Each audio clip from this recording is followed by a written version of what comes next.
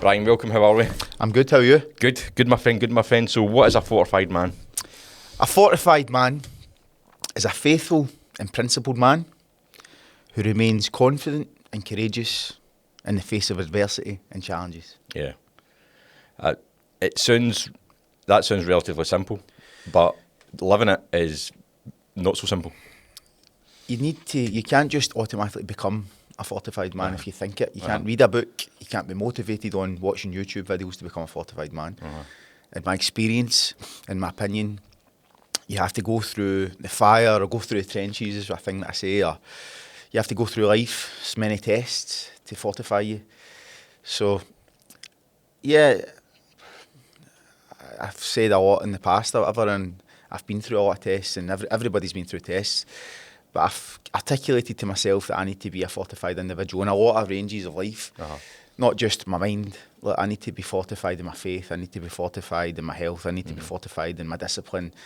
Discipline, not only my training, the words that I speak, my thoughts every day, my actions. It's an all-encompassing reflection of who I aim to be, a fortified man. So you've now developed that into a programme? Yes. So in terms of if somebody's entering into that programme, first of all, who's it aimed at? Is it aimed at everyone? Is it aimed at fighters? Is it aimed at the Joe Blogs in the street?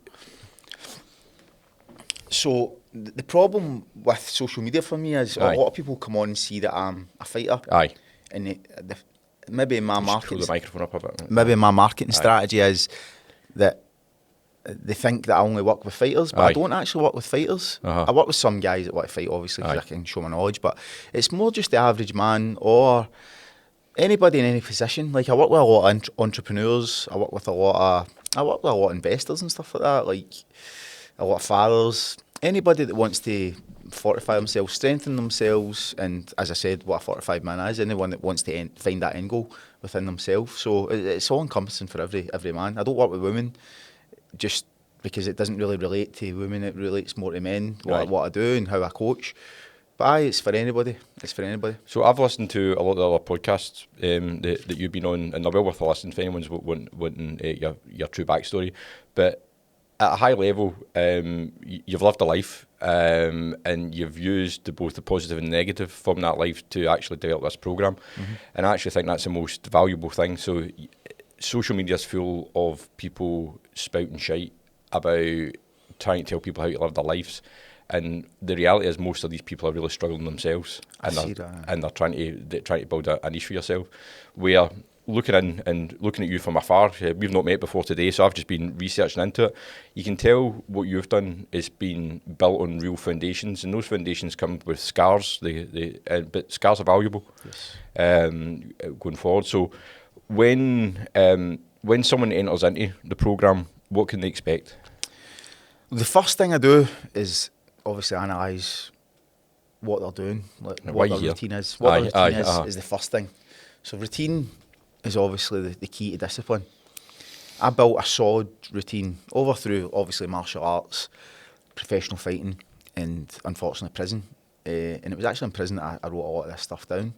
I'd been studying self-development all my life, and there's not a better time is when you're stuck in isolation, is when you try and think about all these problems that you've had or problems that you've caused for people and yourself, and obviously the solution to it. So I'm not one of these social media guys that go, live your life this way because I know that this is going to help you. It may or may not, you know what I mean? But I think it will. It's a simple thing like routine, right? So a lot of people don't have a good routine, and I've been at a point in my life where I've not been organised or I've not lived in a routine. And then I've been at a point in my life when I have been very organised, which is just now, and lived by a great routine. And it's night and day how successful I am. Not just successful with money in my pocket, but successful in my interactions with my family, friends. Just this interaction with yourself, it's a great thing. So, routine is everything. So once the routine's developed, then I start to give them certain exercises, or a lot of it's just to be honest with you, man, coaching in general is a lot. It's just being an ear to speak to somebody, because a lot of people don't. A lot of men accountability and all. Accountability. I've got an accountability checklist for everything, but a lot of men don't have the ears to speak to somebody, and it's a shame. And I've been in that situation myself. So, I'm not a social media guru and I'm not an influencer. I'm just a coach, basically, or somebody that wants to do I think that actually resonates because when you look at social media just now, it's full of content about people trying to tell you how to live your life. What you're talking about is what's worked for you. And I like what you say, is it going to fix your life and make you perfect? Probably no, because people are dealing with all sorts of demons. But I think what you're saying gives them the foundations to start moving out of that. Well, one thing I wouldn't like people to do, or one thing I'd love people to stop, is consumption of drugs. Mm-hmm. I'm anti-drugs. Uh-huh. Anti-drugs. And alcohol, I mean, I'm against alcohol personally, but a lot of people like alcohol, but I see these things as crutches. So you've got a problem, right?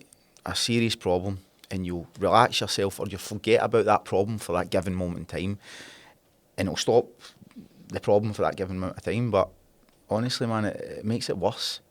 In my experience, everybody that has a problem and band-aids it with drugs and alcohol, they always end up worse. Aye. So if I could eradicate drugs for the world, or eradicate drugs from my nation, or eradicate drugs from my society, I'd be a happy man. Right.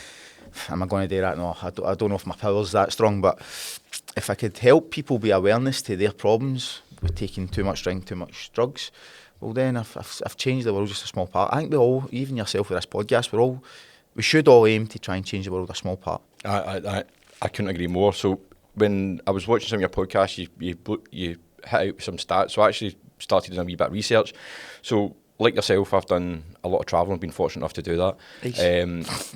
And I think in Scotland we've got a lot to be grateful for, and we've got a lot of opportunities, but we've got a lot of issues within the country as well, especially when it comes to the cities in the west coast of Scotland. So if we start to look at why people are struggling, there's some fundamental issues. So I wrote down these stats because they're quite grim.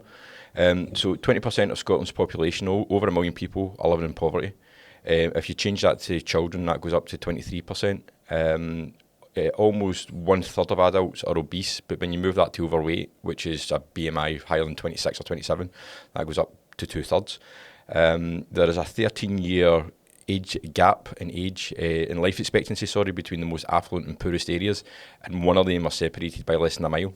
So that's really, really grim. Wow. You're living, because you have the privilege of living a mile down the road, you're going to live another 13 years longer. Scotland has the highest rate of cocaine use in Europe per population. So it does, yeah. Sometimes I read some of these things and don't know if that's an actual like meme or whatever. Aye. Wow, that's highest in Europe. 50% of Scotland doesn't have faith, which personally I think is important. Over a fifth of the country are economically inactive, so that means they can't work or don't work, or for whatever reason they're unable to work. So a fifth of the country. So again, that's almost 1 million people. You're 5 times more likely to die from alcohol if you live in a deprived area than you are from the most affluent areas. Scotland gets 35% of their calories from fast food, but if you move that to a deprived area, it goes up to over 80% from that. Now, like you, I don't believe that politicians or government are going to fix this, and I also think there's a growing attitude for a lot of people who aren't directly impacted that somebody else's problems, the school should be fixing that, the police should be fixing that, but in reality it's going to impact us all. I've got young kids, it's going to become my problem, it's going to become everybody's problem. But if you're born into a deprived area, maybe 3 generations of your family have never worked in their life, there's drug and alcohol abuse issues, the amount of adversity you need to overcome, even get a fair start, it's absolutely massive. So what can we do for that individual, that one person who's born in a scheme somewhere in a shitty family? How do we save him? That's a lot of stats, isn't it? It's grim. A lot of grim stats. Just before we go on that, so I always remember reading about the Shettleston man. Mm-hmm. I think the Shettleston man's life expectancy was 64, which was less than a war-torn Baghdad. Yeah, it's bonkers, that, isn't it? So but it wasn't the same in Manchester. Mm. In Manchester's just as like a working class area with certain things. I've always kind of been puzzled by that statistic. Mm-hmm. So obviously it's like maybe the diet, the alcohol, culture, drugs. Diet, but the culture as well. Maybe being like doom and doory, or feeling like depressed or whatever, just as part of the culture. It's like a thing to not always be upbeat and that. Maybe that's it as well. You know what I mean? How do we stop all this? Well, we need a bit of education. Would be good. A bit of education about these certain things. Like, come on, man. Drugs is the highest consumer of drugs in Europe. Somebody needs to think about that. Right. We need somebody needs to think. I don't think don't do me into trouble, government, please. But I don't think the politicians are doing anything about that, man. So we need to do it ourselves. We need to educate people about it. We need to educate the children about it. So I've been involved. I've been in prison.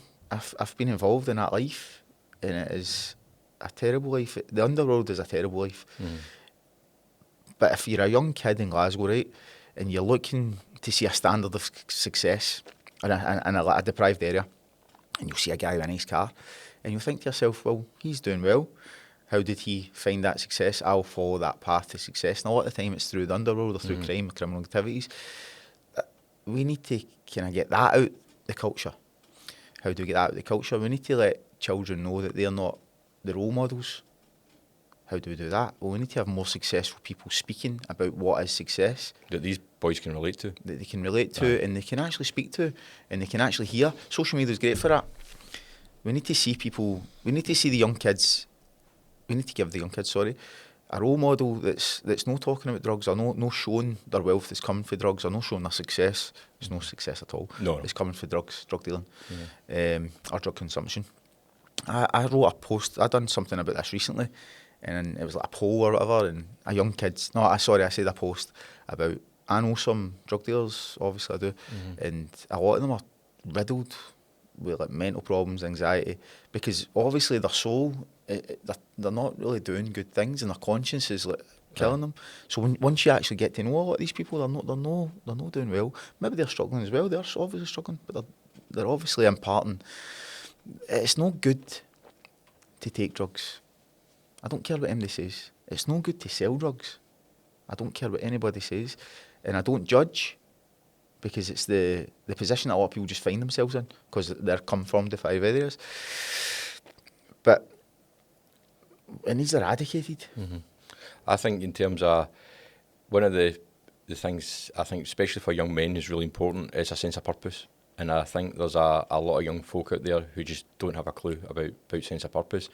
And not having people around them who also have a sense of purpose. And a lot of that comes down to mindset. Yes.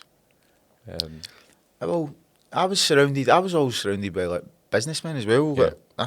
I'm blessed. I've been surrounded by like high level males, if you want to call it, whatever the word is.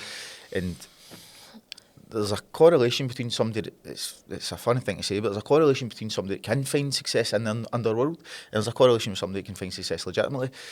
If you could just let them understand that that's not a good thing, they need to find the conscientious thing that they're not doing good for the world there. They can translate that good energy and maybe become a successful businessman as well. But a lot of people don't believe in that. They see that's the only route. So, social media is good, as I said. We need to show our success. So I speak a lot about what I do online. And I've had some feedback like from my family and whatever saying you should like keep personal and stuff like that. But I don't talk about it to glorify it. I certainly don't.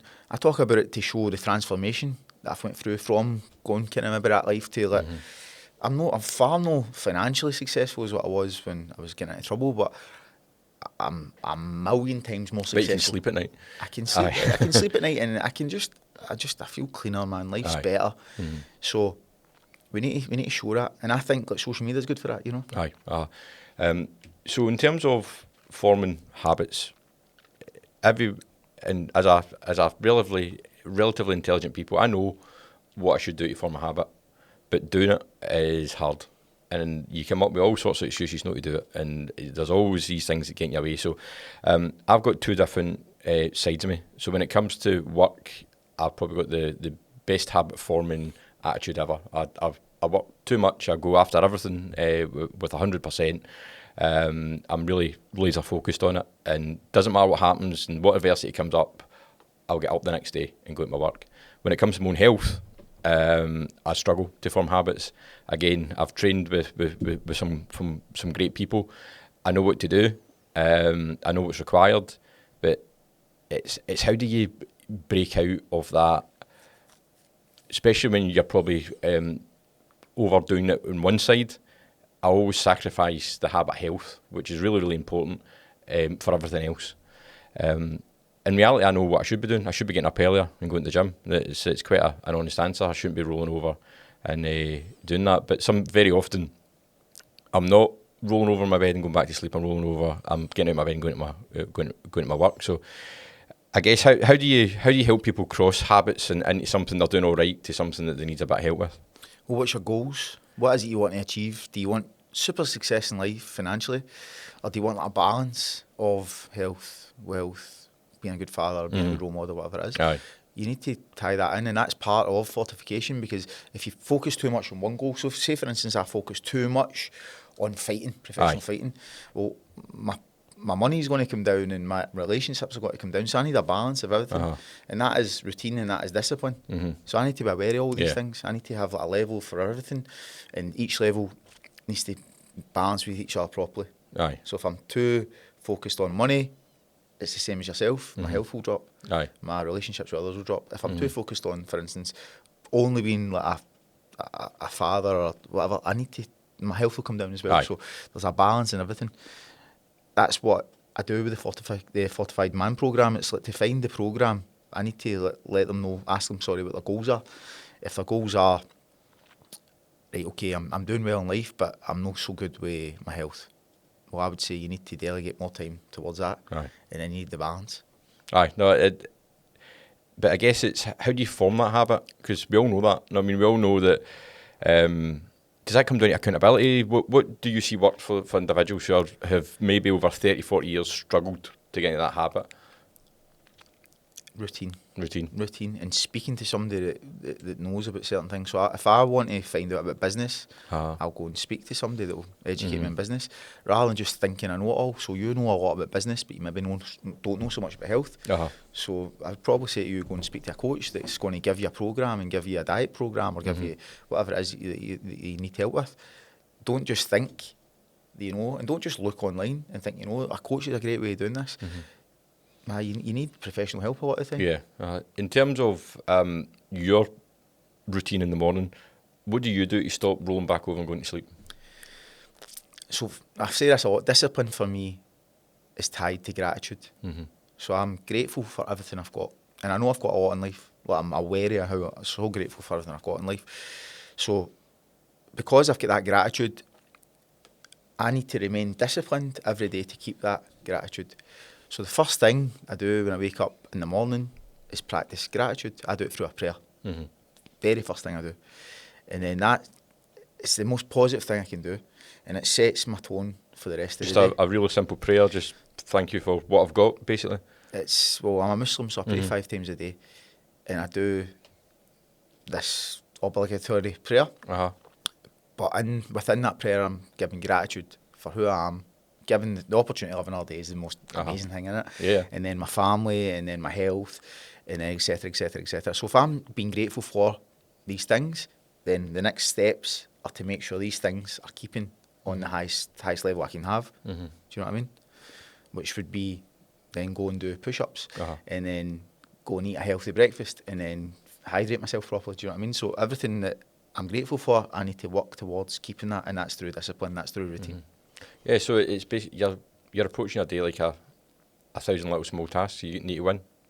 But it's awareness of what I want to win for. Aye. No, that makes sense. I think if you try and look at some far off end goal, it can seem it's too far away and you're never going to get there. But if the goal is I'm going to get up, do a bit of gratitude and eat a good breakfast, that's more achievable, isn't it? Well, it's more achievable because it's going to tie in with what I want in the long term end goal. So I want to do something in business.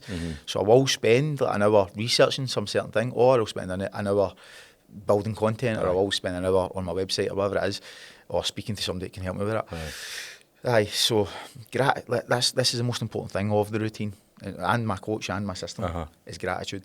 Because if your awareness to what it is that you're grateful for, or what you ultimately want, you're going to work towards that all day. That's amazing.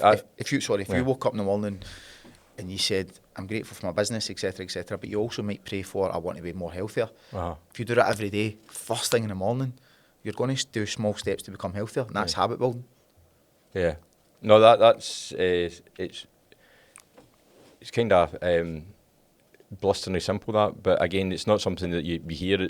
All the other messages you have online is get up, own it. I mean, all these ultra macho routines, but what you're saying is quite beautiful in terms of get up, you're alive. Let's start there.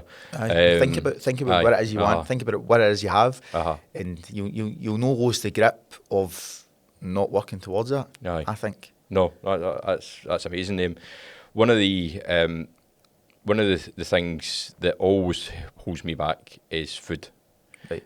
So I don't drink. I'm a boring bastard. Don't do anything like that. So I don't have any struggles that way. See sugar, that's my kryptonite. Right. Honest to God. And if I could, and I've got rid of sugar completely out of my life for maybe, I think the longest I did it was about 3 months, and it was absolutely bliss. It was like coming off a heroin, I'd imagine. I never came off a heroin, to be fair. But see the first 3 weeks of that, oh fucking my God, it was absolutely brutal. So what made you go back to it? I went on holiday. Right. And I ate a creme brulee. Right. And honestly, that was me evolved running into the distance with sugar pouring out my pockets.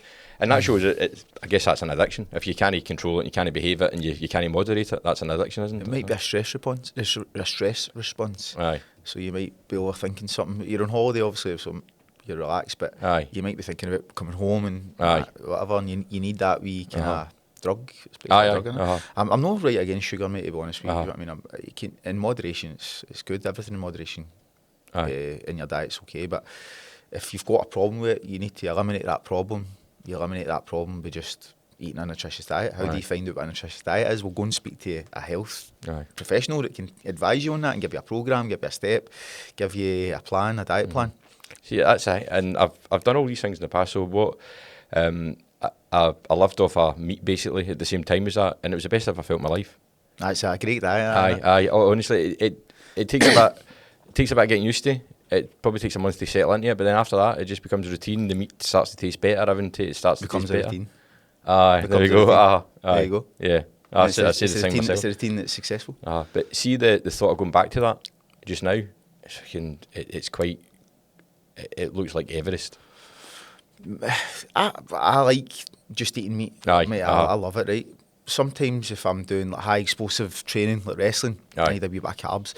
So I don't want to sell too much here because I talk about this in my programme, but I've created the ultimate health meal, ultimate meal, and sometimes I eat it once a day, and it's basically like meat, eggs, cheese, wee bits of fruit, wee bits of honey, salt, and some kind of stuff I put in it as well. And I think it's, for me personally, Brian Hyslop, it works for me. I lost 9 kilo in like 8 weeks, and then on the 8th week, I lost 8 kilo in a day. Were you cutting weight for a fight? So I was losing weight for a fight. So I was dieting. I lost 9 kilo, eating this meal every day. And I was still training hard every day. I mean, I was like, training hard as I've ever done. This is just recently, my last fight. And then the final day, I lost 8 kilos. So that's 17 kilo. And I'm a small guy, and I probably shouldn't be losing as much weight as that. But it was because Boxing Day, this is my first Christmas that I'd been in Scotland after I was away, but I enjoyed my Christmas dinner and stuff for that. So Boxing Day, I was 74 kilo, and that's a wee bit too much for me. And then I get down to 65 when I got to Australia for my fight, and then fought at 57 the next day.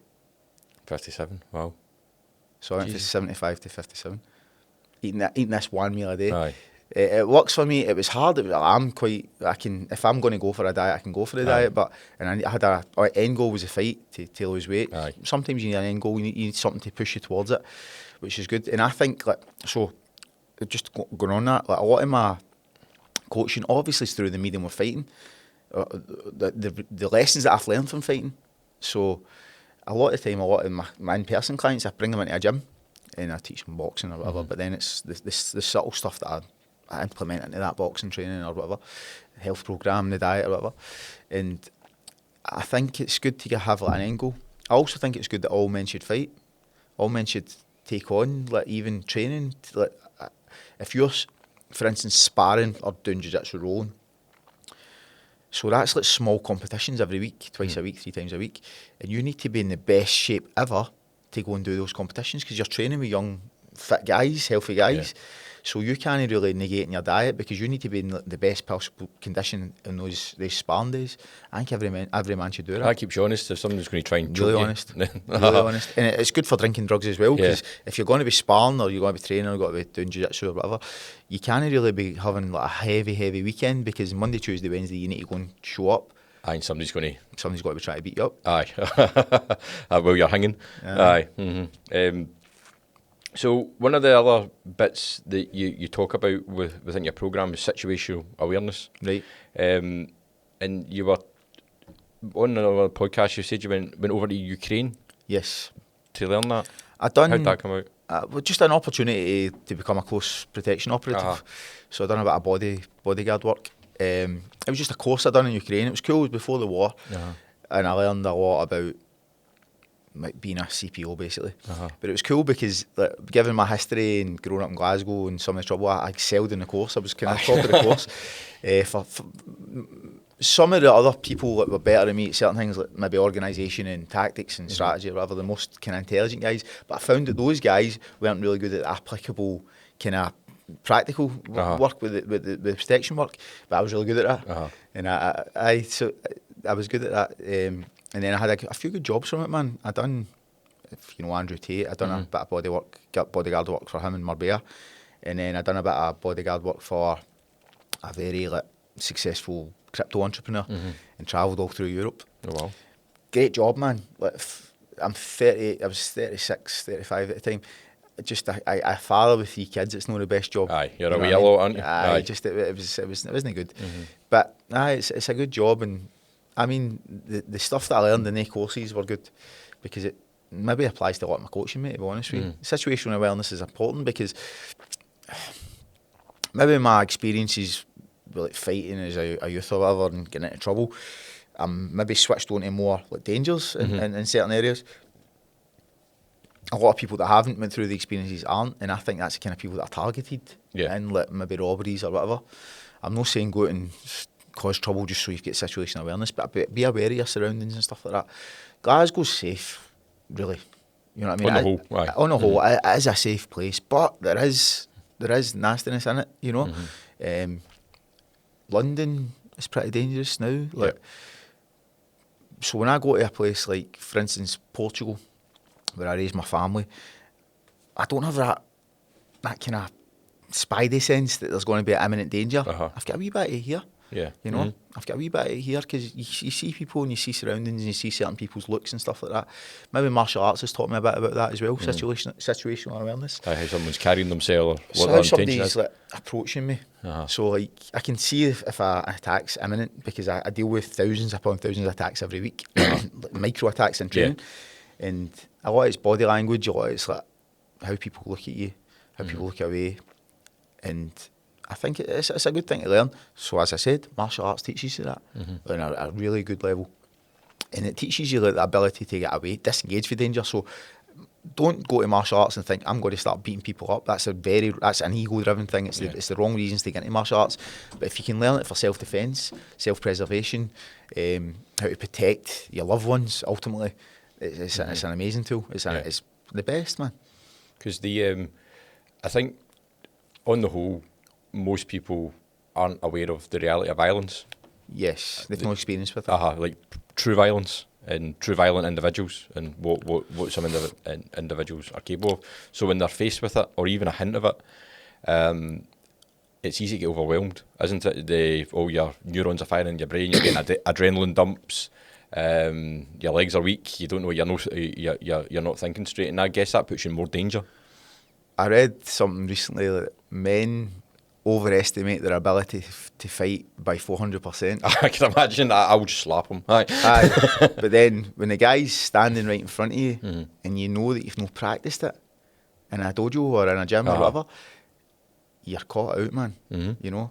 I think there's an animalistic thing as well. I think on the whole, see when like in football matches, when you're playing football and amateur football, everyone's shouting at each other, and on the whole it can look very aggressive, but it's not. It's all peacock, you know what I mean? So that's fine. But if you take that away and put in a circumstances, you think I'm actually going to fight with this individual now. Now all the bullshit's done. On the field, are you talking No, about? anywhere. No, I mean just anywhere. So people seem very brave now when they can shout and ball. But if you emptied a room, said right, you two go into that, and you are now going to fight. You were arguing out in the football field. Everyone's going to fuck off, and you two are going to fight. Probably won't walk in the room. No, I think there's an animalistic thing where someone knows that someone perhaps is more of a threat to them than they realise deep down.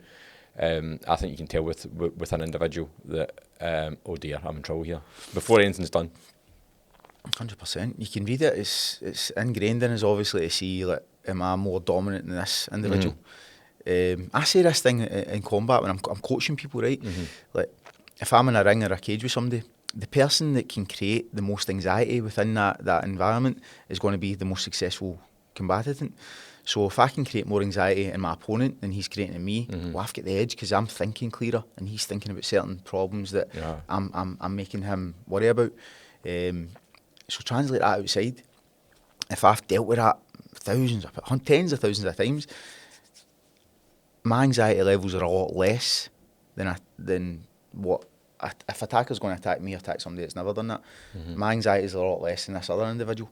You're not scared of getting punched. Yeah. I'm not scared of getting. I'm scared of getting punched off anyway, but I know that I can deal with it better than most individuals. And I'm a small guy, you know what I mean. But as I say, so I've got this wee phrase: "Make men fight again." Make men fight again, because there's not enough of it, and it's kind of vilified, like going into a gym or whatever. I do get the sentiment that it's not a good thing, that some people think it's not a good thing because they think it's just hurting each other and maiming and being brutal. It's not that.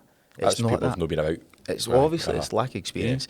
I might prejudge other things as well. I try my hardest not to, but everybody's got prejudgment, everybody's prejudiced to something. People have got prejudice towards martial arts, but in my experience, it makes you a calmer person, makes you a safer person. If you've got through all those thousands of times of like dealing with anxiety in a ring or cage, you don't want to fight outside, you know, and you're aware of the dangers. You're kind of like, okay, I'm cool, I'm confident. What's this idiot going to do to me? So as I said, make men fight again. And also the reality of people fighting in the street, things can go wrong very quick. You talked about people getting stabbed in the past, or even there's horror stories of a young guy out, takes a swing at somebody, hits him, the person falls and hits her head, dead, and that's you in jail. You know what I mean? There's real consequences to it. There's a lot. So when I was younger, I get stabbed twice, nearly died, like 2 attempted murders, man. And was that off the back of a fight that escalated? Just the back of it. One of them was a fight, and one of them was like a kind of gang group that's got to our group or whatever. It's very, very... I talk about life expectancy in Glasgow. I remember like Glasgow was the highest murder rate in Western Europe at one point. Like still has the highest knife crime. People say it does it actually. People held it with a badge of honour. I know. That needs to be educated about towards children. I think it's less now though. Maybe. Knife crime is less now. Less than what it was. And it is a dangerous environment. So if you know boxing, right? Boxing's a great example. If somebody steps towards you in boxing, you step back. Or somebody steps towards you with a knife, or you can see their body language. You can step back and step away and run away. That's the best idea, isn't it? Somebody that doesn't practice boxing. Do you understand what I mean? So for the whole argument out there, it'd be good to go to a boxing gym just for defence of somebody that could attack you with a knife. You know what I mean? Not to hit them back, not to punch them and then he goes down and he dies. To get you on your toes and get away. There was a social media post that was great. It was all these clips about people showing what to do if you confront somebody with a knife, and it was all the cheesy things like belting the arm and thinging the knife up towards them. And at the end, what the last guy did say, this is how you deal with it. So the guy comes towards you and he turned around and ran. Yes. I thought that's the best way to deal with it. Yeah, I mean, you need to pick your battles at the start of war. You pick your battleground. And unfortunately, it's funny because I remember I got attacked with a knife and I couldn't run away. Twice. I couldn't run away. There was no escape. Maybe God just put that position in me to learn or whatever. And thank God I've survived. You know what I mean? But if there is an attacker and you can't run away, maybe these things could work. I don't really know, man. I've never really practiced these sort of things. But basic defence, basic awareness of defence, basic awareness of self-defence, self-preservation is fundamental, man. Fundamental. And not just... I'm a coach, right? I like to teach people how to fight and stuff like that. It's not just about that. It's also about the discipline. It's also about the nutrition, the health factor, the community factor. Aye. All my best friends are all guys that I train with. It's mad. Like even to this day, my best friend who I was with yesterday is my friend that I boxed with when I was a wee boy. Wow. It's mad. All my best friends are all guys that I do martial arts with. I think the reason for that is, so we're going through, we're developing as teenagers, as young men, and we're hitting each other every day, and we're really getting to know somebody every day. You get to know someone really, really well in a boxing ring or a martial arts cage or whatever, and for community, it's amazing. It's a great thing. It's a great thing. Have you done any martial arts experience yourself? I've flirted with it over the years. So I train with I train locally with a guy, cracking guy, South African, Jesse Fleming. He was a professional cage fighter in South Africa. Relocated his whole family here. He's got an amazing story, getting carjacked and all the rest of it. Really, really good individual. And see, when you were talking about what I should do in terms of training, and you need to speak to somebody and all that, what I was actually thinking when you were saying that, I feel like I've let him down because he works with me and has worked with me on all that stuff, but yet I'm still not doing it. But his job's done. Aye. It's on you, mate. Exactly. Aye. You let yourself down, not him. Yeah. So if he's watching this, I hope he doesn't think I'm on here saying that it wasn't his training. It was me. Yeah, definitely. It was me. I absolutely love MMA. Obsessed with it. Watch it all the time. Done a bit of boxing, bit of sparring. Just very, very casually. And it's funny how your attitude changes, because I did it when I was younger, about 18, 19, just messing about in gyms, and it was great fun, loved it and all the rest of it. Went back to it probably when I was kind of early 30s, and I was sparring with a young guy, 17, I think he was a scaffolder, as they often are. And first time even sparring hit me, I just thought, oh my God. Aye. You know what I mean? And he's 17. So that long gap, you probably shouldn't have jumped in. It's softened something, but it took away your ability for situational awareness. And like, that anxiety level is probably very high in you because he trains every day, and he's young and he's fit. Touching on that, in fact, funny enough, so I'm 38, and I train with professional fighters and stuff like that, and I do get great training with professional fighters because we're equal level in our ability and stuff like that. But my wee secret is I've got 4 young kids. One's 17, 3 are 17, one's 18. One's a amazing boxer. 17-year-old. One's 17-year-old Muay Thai, amazing. MMA 18, next Conor McGregor. Really? Yep. What's his name? His name's Stephen Glancy Simmons. Stephen Glancy. He's the next Conor McGregor, guys. And then I've got this young kid that I just met the other day for Afghanistan at 17. So the reason I'm saying that with their ages is that nothing beats competing with a young, fit guy at that age. It's just reaching his kind of peaks of manhood or whatever, just developing into that, but he's got that mad energy. It just pushes you. Those 4 guys for me at my age is just, it's giving me a bit of youth because they're pushing me. They've got that, I don't know, that energy system that I don't really have anymore. I've got experience, I've got strength, I've got man strength, I've got all the things that I've got that maybe a lot of them don't have or whatever, but they push me a lot in the gym. So it's a hack, it's a life hack. I train with these hungry animals. See, the thing that caught me as well, see, even the difference when you were younger, like somebody punching you lightly in the head, it didn't, it registered. But see, as you got older, obviously there was a big gap in between it, and all the muscles in your neck must go, and in your brain, it rattled me. Now even like a little tab when you can't see properly, and your ears are ringing, you think, what's happened? No, that's conditioning, isn't it? That's all that. But it's also what I touched on earlier on. So when I said you need to keep fit to go and sparring, you need to keep a healthy diet, and you're not drinking stuff like that. So you've spent 13 odd years, or 12 odd years in training. So you've not really kept yourself conditioned. That's why I like men fighting all the time. Like no going in sparring heavy, because it can be detrimental to your head contact and stuff like that. I like wrestling. I really like wrestling.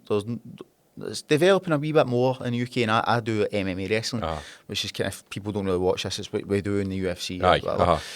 So you wrestle, there's submissions and there's ground and pound and stuff like that. But you can go 100%, but you don't get the head contact. Aye. You can do that a lot in your life. Maybe your body will start to get problems, but you can't really box 100% all the time. Unless you need to kind of weigh your goals there, you want to become a professional fighter.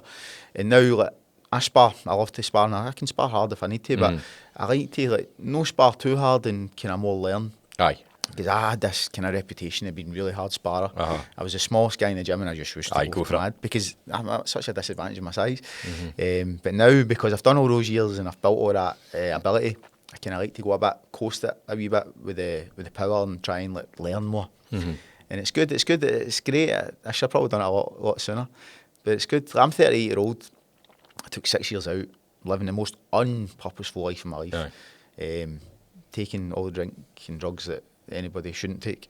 And then I just jumped back in and started fighting professional fighting again. So you said there's always you said that people are taking drinking drugs to put a plaster on something. Yes. Were you putting a plaster on something during that period? I would imagine so, because I think my conscience was maybe taking a battering because I wasn't living purposefully. Yeah. Do you know what I mean? And purposely for me now, I think, is like being a good father, obviously. Number one, right. Being a provider. And I like the fact that I fight still, because I never really, I stopped too young, you know, and it was always in my brain that I shouldn't have stopped too young. Aye. And I mean, I don't have any regrets, because I did live a good life and I did provide for my family and stuff like that, and I travelled the world or whatever, but I'm happy that I'm back to where I was. Did you just slip away from it when you were in the fight? No, really and truly, like, it didn't pay much money, so I had a daughter, right, and I had to provide for my daughter, and I set up a business. And reality of life. Reality of life, man. But then I weigh my goals now, and maybe I should have stuck at it, and I don't like saying I should, I could, I don't talk like that. I done it, and I'm here. Aye. You know, so that is what it is. It's the same with yourself in business. Like, I mean, you focused on business. Maybe you could do certain business deals back in the day that you don't regret nothing, man. No, you don't. Everything's valuable. Everything's a learning curve, isn't it? And some of the most valuable things that you've been through probably hurt the most, or take the most out of you. You learn the most, don't you, through tests? Uh-huh. That's so, like, spiritual or religious or whatever. I think it's all tests. I think his life is a test, and every day is a minimal. Like, there's millions of tests throughout your day, and if you don't learn for the tests, it's going to come back and test you again. And but all you're talking about there is mindset. It is mindset. So religion, right? We'll go on that then. So religion, the mindset, broad mindset thing, like the principles that we get from the old school religions that have been tried and tested and do work, they're really beneficial for us. You said Scotland's 50% faith. I said that 51%. Aye. When I grew up, I think there's more faith. I didn't know the statistics, but I remember, like, people were more practising their faith. Maybe the internet information's kind of disengaged them for that. And you work in AI, you're going deep into the kind of the information stuff going there. But if you go back to those old things, those old principles that we get taught from religion, right? There's problems in every individual in the world, right? And there's problems in every individual in the world that practices a religion. So don't look at those individuals and judge the religion. And I'm talking about all religions. I'm talking about all religions. All religions are a great... I say all religions are like a self-development course. Maybe not Scientology. Maybe it is. Maybe it is. I've never practiced it. I went to a Scientology place in New York once. Oh, did you? Walked into it, me and my brother walked in, and I felt it was a bit heavy, but there is principles in it, mate. It's giving lost people a home. It's giving something. It's giving some people some or structure. It wouldn't be successful. Maybe I don't know. I'm not a judge on Scientology or an expert, but maybe the guy that created it is L. Ron Hubbard or whatever. He's probably wanted it for nefarious reasons. Maybe not. Maybe he's wanted to change the world. I don't know, man. But some intelligent person can structure what's good for you to do in certain things in your life. Obviously, that's in Scientology because people do follow it. If you've got that structure, so I've got a program, but it's nothing near religion. Do you know what I mean? Religion is the tried and tested, and maybe deemed for God is what I believe most religions would be. So how did you find your way to Islam? Because in the West of Scotland, we're not very open when it comes to religions. We struggle with the Christianity base that we have here. So how did you find your way to that? Because it's not a common story. You can answer it yourself there. Yeah. The struggle that Scotland has with the Christianity base maybe made me search for meaning. Right, okay. And even though I'm a practicing Muslim, and I still search for meaning. It's part of Islam to search for knowledge, you know. So my story, like I grew up a Catholic because you're just given a kind of religion when you're brought and grow up in one, and I don't have a problem with Catholicism at all. And a lot of people on my social media say to me, come back to Christ. And I get the sentiment and stuff like that. I'm not saying it doesn't work, I fell away from it. I don't know why, I don't know, I was a young kid, you know. And then from there, I've always been into this self-development stuff, and I've always searched for meaning, searched how to be a better person, a better individual. And I was going through a kind of hard time in my life, maybe through some of the stuff I was up to. I remember falling out with my wife. It was quite important because I was kind of losing the grip of my family life at this point in time. And I just walked into a mosque. Maybe, I think it's divine intervention to make me do that. And I remember having a great conversation with a young guy, an imam, and he said some things to me that I'd always believed. I don't need to get into them what they are, but I just resonated exactly what he was saying with me, and I'd always resonated with it. And then as I've studied Islam over the last 7 years, I find more and more of the simplicity of the religion, because I'm studying it, I'm practicing it, I'm experiencing it. It does really resonate with me. Unfortunately, man, we can go really deep into this, but the standard of information that people get about Islam is media only. And maybe the media, if you think about this, if you think about information systems, maybe the media doesn't want people to have a good light on Islam in the UK. So it's not a great information source. So I think if you want to know anything, really want to know anything, you need to study it and you need to practice it.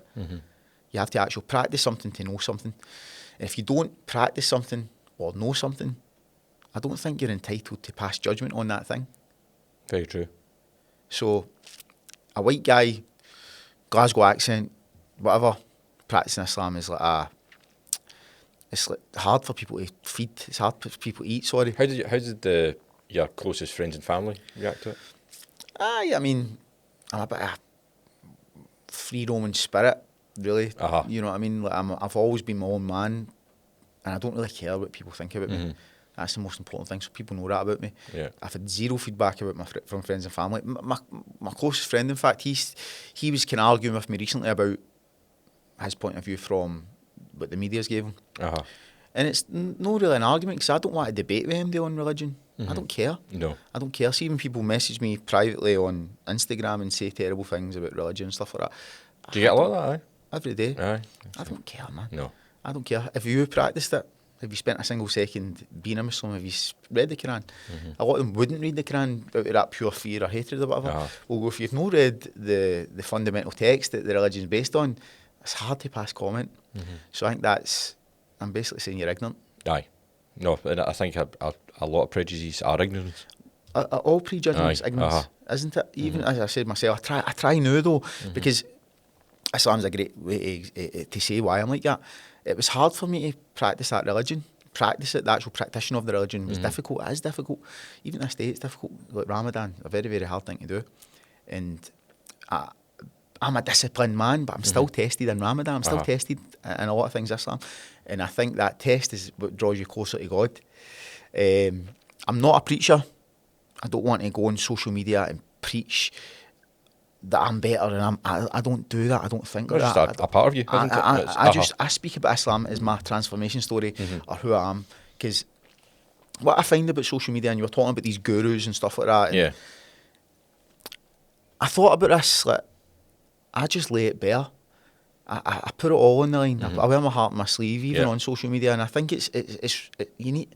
I think I'm being authentic there. You know what I mean? Yeah. I think I'm being authentic. And that makes people uncomfortable sometimes. It makes people uncomfortable, but it also makes a lot of good people draw themselves to me, especially in terms of like my business and my clients and stuff like that, because they'll say, well, he is putting it on the line there, I can kind of get a good story about that guy, and he's no hiding anything. I don't hide nothing. Aye. I don't hide nothing. I don't live anything in my life that I need to hide. And anything, you know. So for social media, like compare me to some of these gurus. Not all guys on social media like this, but a lot of them are. Aye. They'll tell you what their routine is, what they do this and do this, but they'll not tell you their backstory. They'll not tell you their thoughts. They'll not get into a lot of stuff. Social media isn't for getting in too much, but you know what I mean. I do as much as I can of that to show an authentic version of myself, because whether you like it or not, whether you're selling a business or not, social media is a selling platform for everybody. It's marketing for everybody. Even if you're just posting videos of your kid, you're still marketing that you're a father. People don't aware of that. So if you don't want to play the social media game, well, don't go on it. You know what I mean? Yeah. And so you asked, I get a lot of feedback for Islam. A terrible amount of feedback. I get a lot of people making fake accounts or having fake accounts with like no followers, no. Just to have a go at you. Maybe not me, but maybe multiple people. Aye. And I feel very sorry for those people because, as I said, social media is a selling platform. It should be a selling platform, not to sell. Just. Do you think they're real people? Do you think they're AI? Possibly, probably that there are more chance that they're bots than they are real people. Aye, well, I don't engage with them anyway, but. But there is real people that do it as well. You can tell. I can tell. Aye, so there you go. There's the media or whoever's controlling that media to give a negative light on something. For instance, Instagram is my AI specialist here is telling us that there's bots out there that's maybe creating it. That's dangerous, man. So what I tell people about social media, it's the most advanced weapon that's ever been released on humanity. Forget the nuclear bomb. Forget anything. It's systematically influencing and controlling everything that we do. And people go down, I love a good conspiracy, because it turns out a lot of conspiracies were actually true. Of course. But I love a But you work in AI, aye, and there's a big conspiracy on AI, absolutely. I'll put my tinfoil hat on in a minute. On you go, but in terms of social media, people say, I found this and down this rabbit hole with it. That's because that's a rabbit hole social media wanted you to go down. Yes. You haven't found some hidden JFK file that no one wanted to see and all the rest of it. You're being manipulated for your attention. And what these algorithms do through the most sophisticated psychology and electronic mashup is find out what's the best way to keep you scrolling. And very often, the best way to do that is through reinforcement of negative views that you have. So this is all documented. So it's more likely to someone's more likely to engage in something that enforces a prejudice that they have than anything else.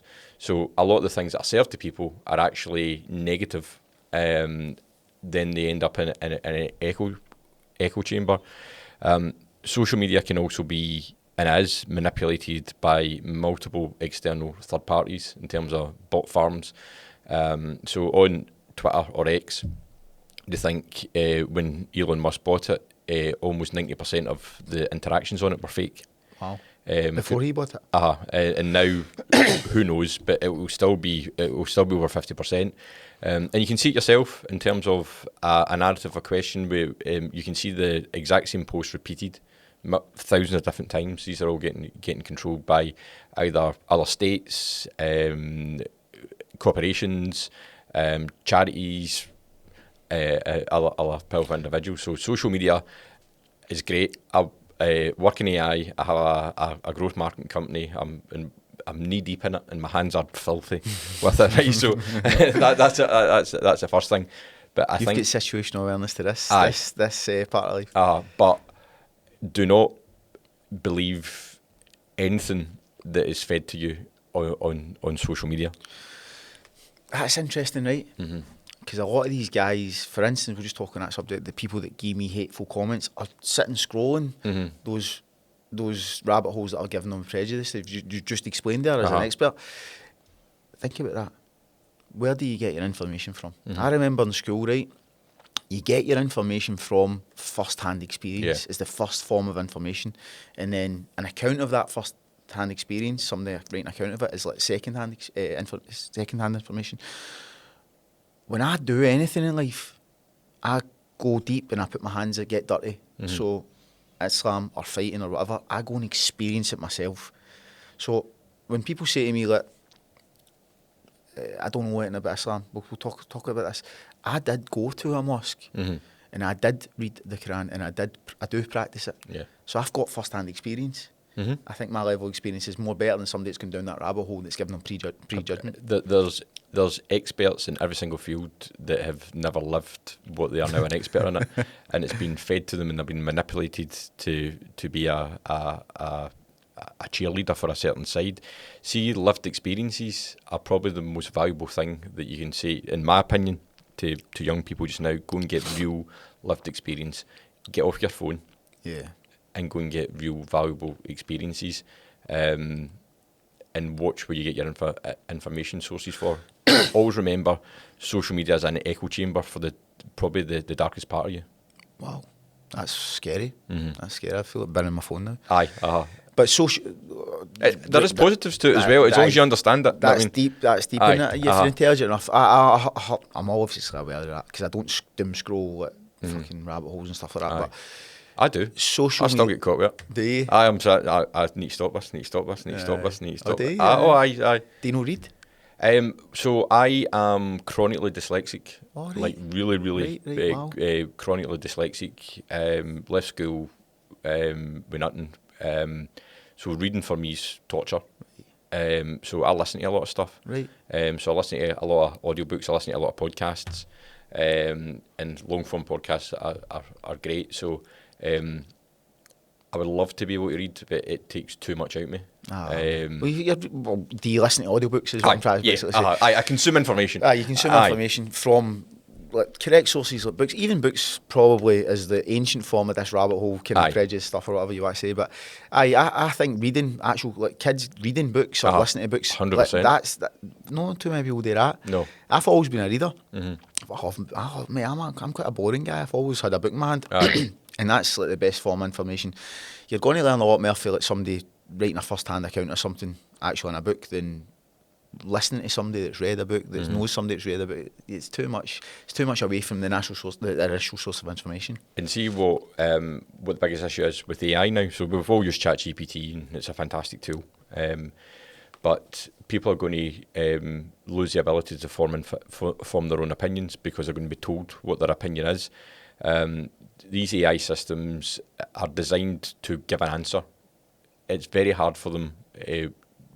A wee experiment when you go home, go into one of these systems and try and get it to say, I don't know, right? It's almost impossible unless you ask it to do something that's going to break the law to do something. It'll always give you an answer.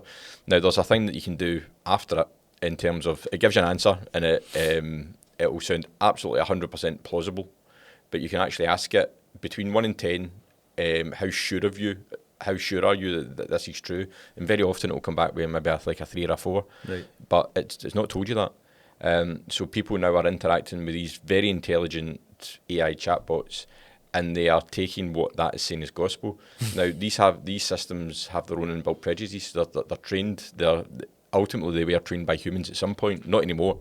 But in terms of the reinforcement and what type of answers you can give, and we could even see it in the early days of the US elections. You would ask it to tell a story about Joe Biden, and it would give something very positive, and you did about Donald Trump, and it would be very, very negative. And that's one of the biggest technology platforms in the world. So in terms of what you're saying about the importance of consuming original text and original pieces of information, if you do that, you're going to stand out from the vast majority of people, because the generation that's growing up just now is going to be told what their opinion is. And it's going to take away their ability for critical thinking. Critical thinking is the number one thing that we need to make sure kids see in schools just now. This is something that I'm really passionate about. They're really struggling with knowledge is becoming cheap. So artificial intelligence has made knowledge cheap. People used to go to universities and everything to get a valuable skill, which was an understanding of knowledge. Now that AI system has more knowledge than you do, and everyone has access to it. So the lawyer, the accountant, the person who was paid for their knowledge, they've got a real problem, and that's coming fast. If I was, anytime I'm asked about what should you be teaching children to get ready for the AI revolution, and it is going to be a revolution, it's critical thinking. Independent critical thinking. Then use these tools to multiply it and it is a multiplier. It can be a multiplier for good, but critical thinking is getting lost. Aye, and live experiences, what you said earlier on as well. Aye, critical thinking, lived experiences, forming your own opinions. We're all going to end up with the same opinion because it's all going to be, it's all coming from social media, what's right, what's wrong. Is there somebody, or some group that's behind this though? That's behind AI, that's behind this, because that doesn't, you're not selling AI to me, mate. you're making me kind of, nah, I don't really like that. We're at the bleeding edge of the most disruptive technology that's ever been released on mankind. So there's industrial revolutions that have changed society as we know it from, going all the way back to we were hunter-gatherers, then somebody figured out how to do agriculture and we didn't need to move about anymore. We were able to set up farms. Then there's been industrial revolutions all throughout the history of man, and it's all been driven by technology. So the printing press, the factory, the locomotive, the motor car, the aeroplane, cinema, radio. These are all technologies have created industrial revolutions, and this AI one is going to do exactly the same. So we will find our way around it. We are at the bleeding edge, and you're saying who's behind it. I think it's a race to be best, the race to be first, the race to control it, and that's my biggest worry just now. See all the guide rails that were meant to be put around AI about you shouldn't give it access to the internet, you shouldn't allow it to communicate with each other. There has to be guide rails in terms of development. They're all gone, and you've got trillion-dollar organisations now pouring more money and capabilities into this than we've ever seen before. So the top 7 the top 7 most valuable companies in the world are all AI. It's the first time in history that a single element has dominated the top 7 most valuable companies in the US stock exchange. In terms of, it used to be retail, pharma, gas and oil. It was a mix, but top 7 just now are all AI, and it's going to be the top 10 probably at the end of the year. It's kind of rendering is obsolete, mate. Mm-hmm. We could be, we're sitting here, we're on the AI bots, we're actual real people, but there could be 2 AI bots with a similar facial structure saying the same stuff or saying different stuff to what we're saying. See from this podcast, I can clone you already. I can imagine. Don't do it, please. But again, we can already clone. I can clone you, clone your voice. No, I've seen a lot of that. So as a father, then, are you saying basically I need to just let roll with the technology for my future generations and just we'll deal with it at one point, or do we need to fight it? Fighting technology is a waste of time. Not fighting it, sorry. Safeguard yourself. Safeguard yourself, and it is. It's a very good question actually, because you wouldn't think that I was responsible for deploying this technology at scale, and I am.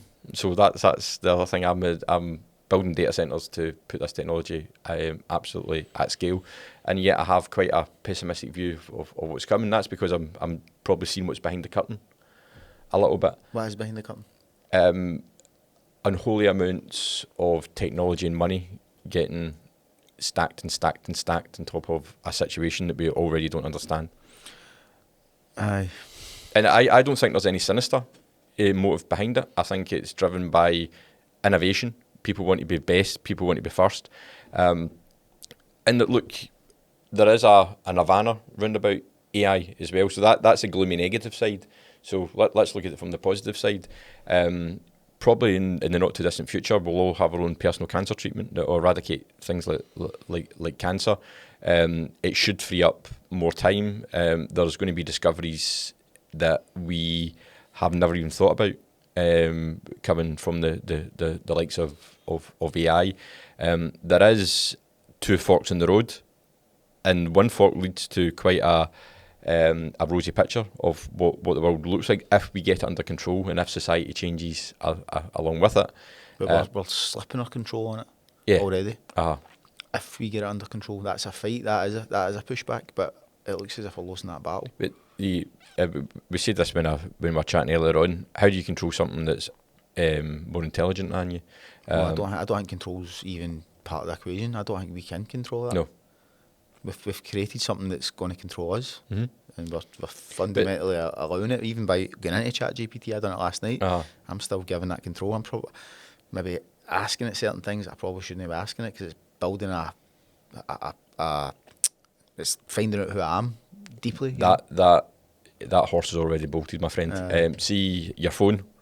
That is the most sinister surveillance tool again in the history. And these technology companies know everything about you. Everything about you. And it's even like a Ring doorbell. The real purpose of them from Amazon, because they deliver a lot of things to people's doors. They are actually looking at interactions at people's front doorsteps. I mean, how people's facial things change, about how many times people are going out, what the average interaction is between a house, how many people are going out and in for it. See the value of having 1 billion cameras sitting recording at all times, in terms of, now they're not looking at you, but they're scraping, getting insights from the data to learn about how civilization, what the rhythm of civilization is, and how you interact with it, and how ultimately that can be manipulated for an algorithm to sell you more shit.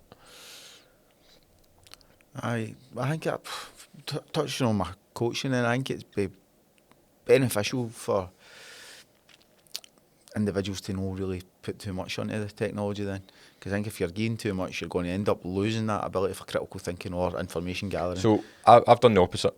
So I'm a real contradiction. I use AI almost every minute of every day. Yeah? So, yeah, absolutely. Because for me, it's a force multiplier. I can achieve probably 10 times more in a day than the guy sitting next to me. Is because... So the rate for success is how quick and how successful you can use AI to benefit you. Right. But I'm aware of it, and I'm aware of the importance of critical thinking. And what I'm seeing a lot within my industry, I can tell instantly if someone's just dumped an idea into ChatGPT and gave it to me. See, people who work for me, staff, suppliers, all the rest of it. I get stuff and I think, you've put one prompt into ChatGPT, it looks good enough, and you've submitted it. And what I say to everyone who works for me, you should be using AI. It's the equivalent. See for an accountant came in and they said, I don't want to use a calculator, I'm going to use my abacus.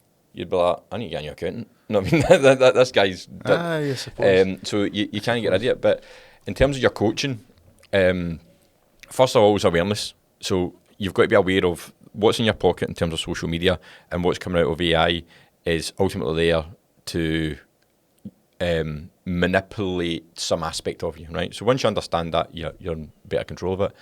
So from a coaching perspective and a mindsets perspective, to me, it's about how do you get people to have their own opinion, and actually being able to defend that opinion. That's what I mean. Like, fortification of a man would be to not lose grip of these things, and not put too much, like, obviously for your business or whatever, for whatever reasons, I do it myself, you need to use AI, but you need to also remain part of yourself.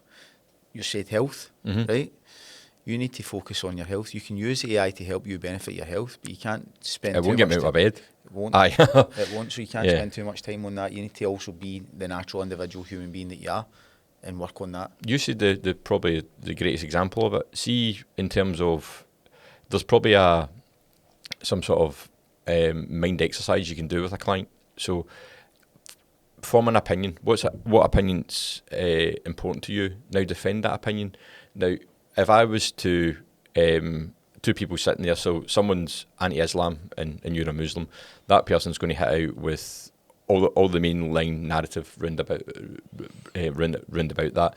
I'm going to ask him, okay, what is that based on? And ultimately, when you get dig down to it, it's what you've seen, what you've read, and what you've been surfed on social media. Then you go to you and said, what's your opinion based on? And you're going to say the actual original text and lived experience.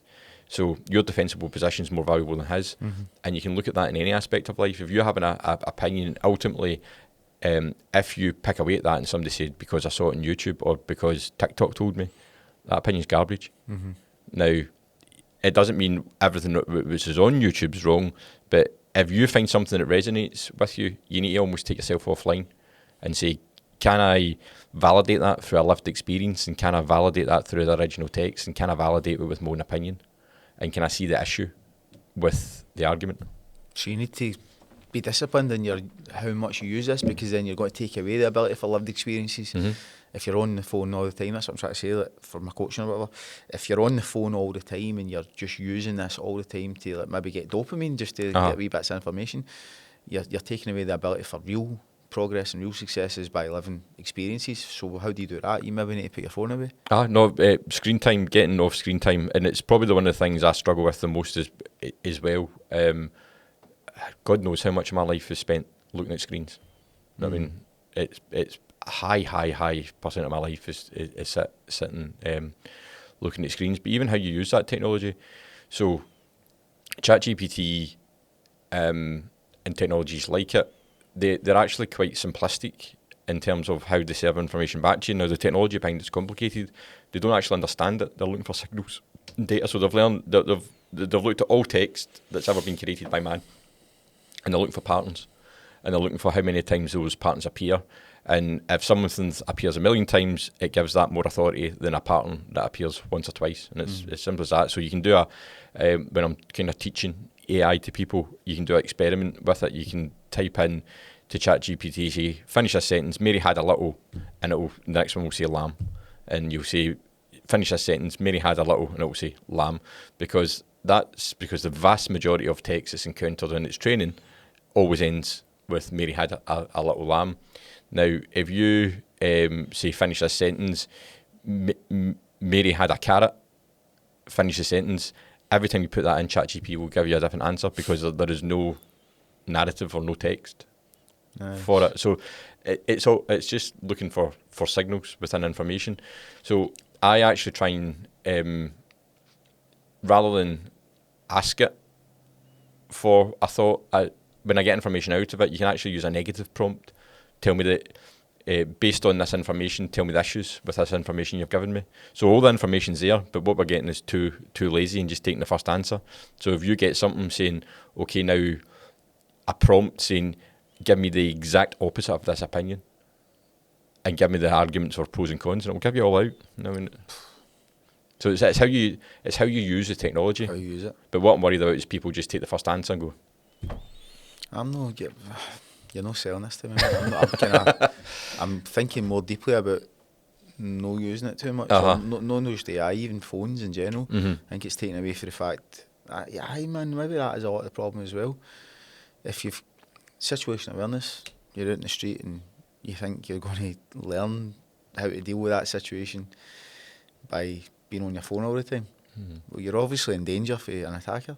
Absolutely. Or if you want to get a six-pack and you're reading about it online and whatever, and you're focusing on it, you're spending all night doing it, you're not applying the training to go and do it.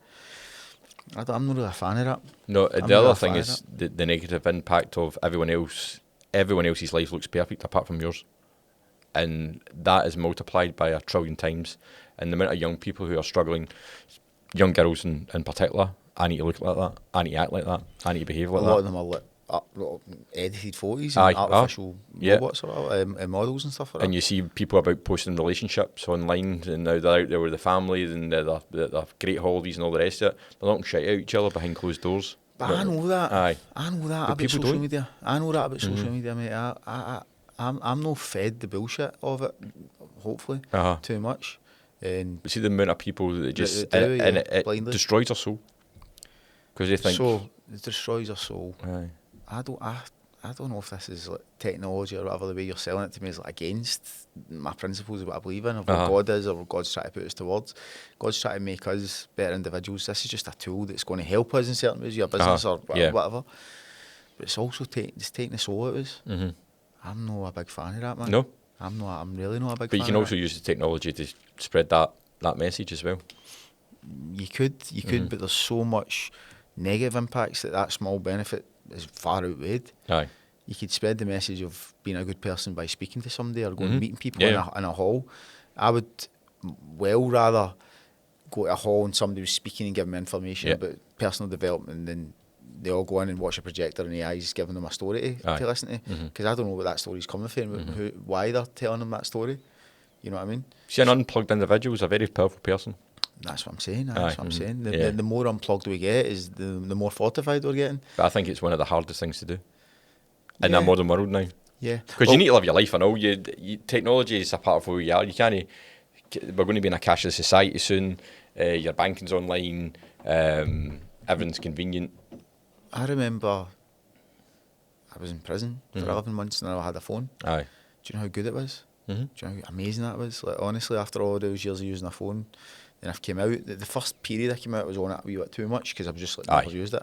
It's like a drug. I think you're selling something to me that I think we need to get off it more. Mm-hmm. We need to get off it more, even more. You're saying you're on it every day of your life.